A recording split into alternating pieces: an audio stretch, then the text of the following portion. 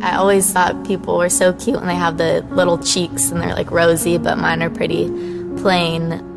If I was gonna change one feature about my face, I would say that I would want fuller lips. I'm definitely a person that looks tired when I'm tired, and when people say that, I immediately am like, oh man. I'm starting to already get little crow's feet and stuff, which like my mom has, so yeah. I'm a forensic artist. I was trained at the FBI Academy in 1993 in composite art. Worked for the San Jose Police Department as the police artist from 1995 to 2011.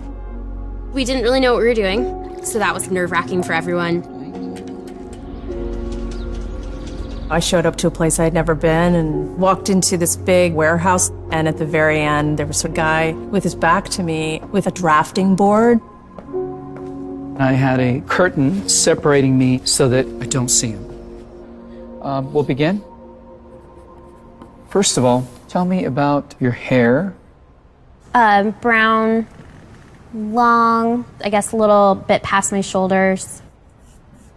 Your jaw. My mom told me I had a big jaw. Yeah, they're brown eyebrows, dark brown eyebrows. Okay. I didn't know what he was doing, but then I could tell after several questions that he was drawing me. Tell me about your chin. I guess I haven't really compared it to anyone else's chin, but especially when like I smile, I just feel like it kind of protrudes a little bit. What would be your most prominent feature?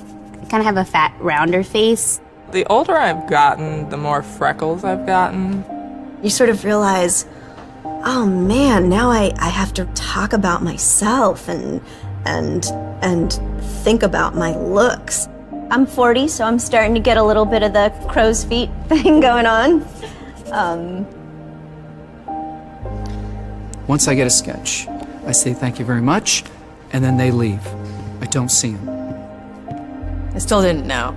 All I had been told before the sketch was to get friendly with this other woman, Chloe.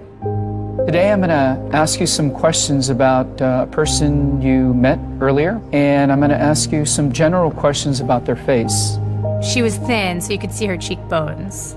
And her chin was a nice, thin chin.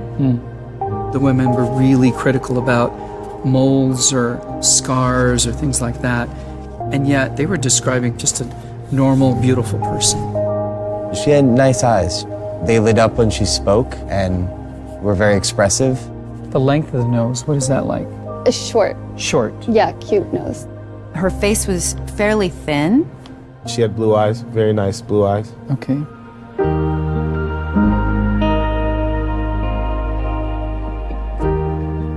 So here we go. So this is your self-described image?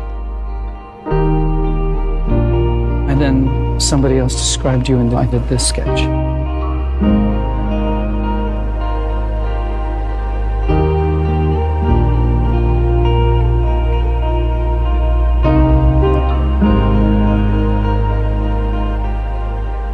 I have this whole thing about having dark circles and crow's feet around my eyes, and that was not part of the sketch at all that the stranger did. The stranger's was a little more like gentle.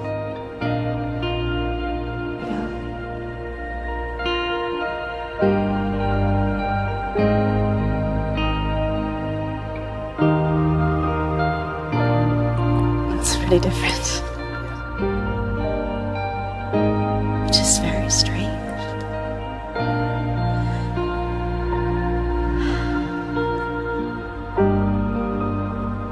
She looks closed off and fatter.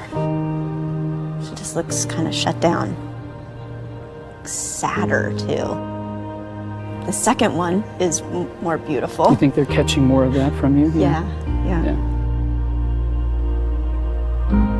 She looks more open and friendly and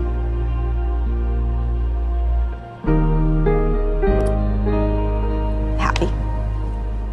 I've come a long way in how I see myself, but I think I still have some way to go.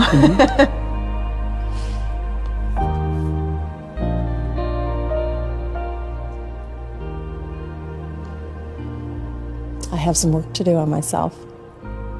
Do you think you're more beautiful than you say? Yeah. Yeah. Chloe's perception was so clearly different. Her picture looked like somebody I thought I would want to talk to and be friends with, like a happy, light, much younger, much brighter person. It's troubling. I should be more grateful of my natural beauty. It impacts the choices and the friends that we make, the jobs we apply for, how we treat our children.